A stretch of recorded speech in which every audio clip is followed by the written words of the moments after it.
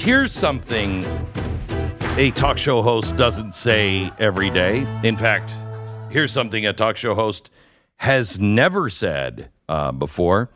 At the White House on Sunday, Secret Service agents discovered a white powder and evacuated the White House until they found out that white powder was simply cocaine. It's okay. So it wasn't there to blow up, but it was blow. And so we got that going for us. Now, I'm not going to tie this to Hunter Biden. I think it is unfair. There are a lot of creeps in the White House that might be doing cocaine. They say that it was most likely dropped, and I think most likely might be a stretch.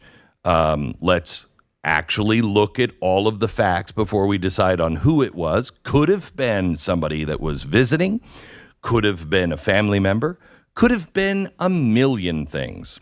Could have been the aliens that they have hinted at and told us but haven't told us are visiting the White House with cocaine. Don't know.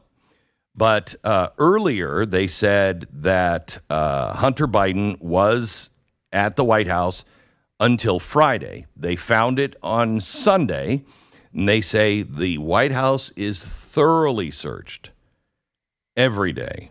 And so they didn't see the white powder, and they said they think it's most likely that it was dropped by a tourist. And I know in my drug years, I was so sloppy with my really expensive cocaine baggie. What do I really drop? Okay, maybe somebody dropped it. They also said it's a possibility somebody planted it. Okay, that would be weird. Maybe we could dust it for prints because maybe there's fingerprints on it. I don't know. Especially if somebody just dropped it and weren't trying to plant it. Let's see if it had any prints on it.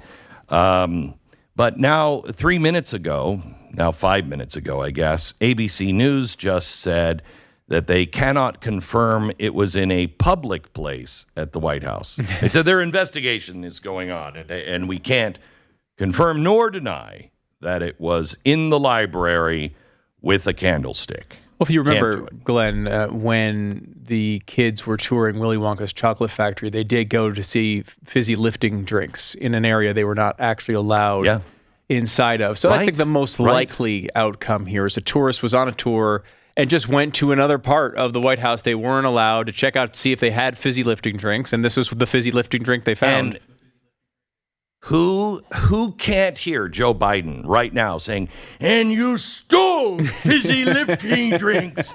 You stole, so you lose." Yes. I could definitely see that. Who can't hear that? I have many questions here, Glenn. Many questions. Now, you had mentioned you thought it might be a family member, and some things... No. I said speculation has been. I'm not suggesting that. Well, I don't know. Let's wait for the facts.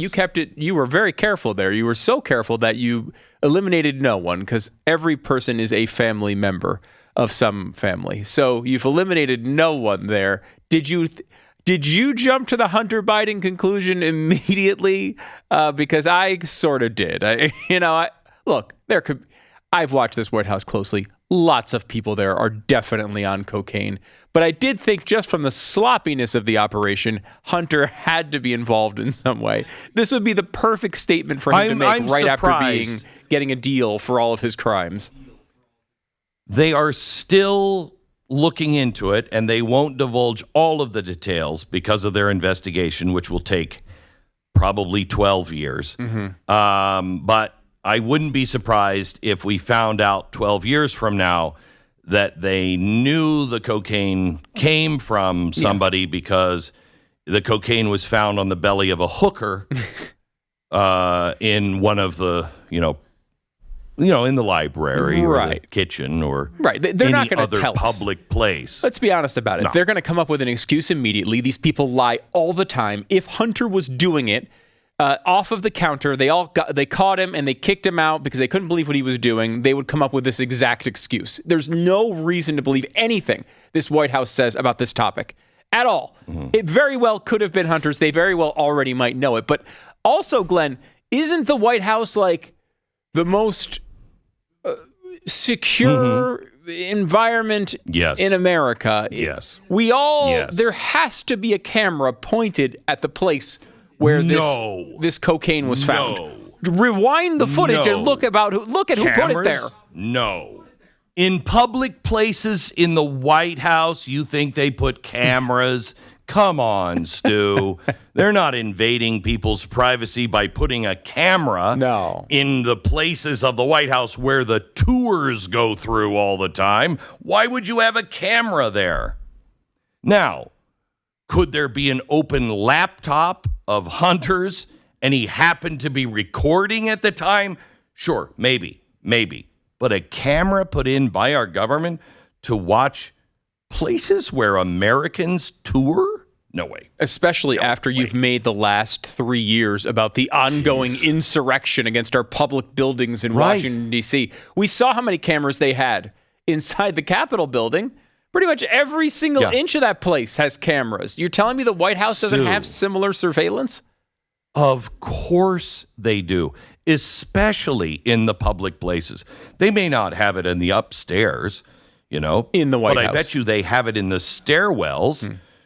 They might even have it in like the living room of the upstairs of the private residence, just to make sure if the president drops dead, something happens. I don't know.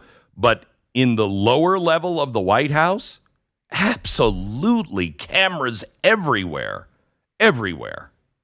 So what, of course, I think we're getting from this is it was found in a private area, right? Because the public area, there's be no excuse. No. And the fact that they're leaking out it may not have been in the public area after all. We're all as surprised as you. All of this sort of nonsense that they're leaking out, to me, indicates they know it was in the private area.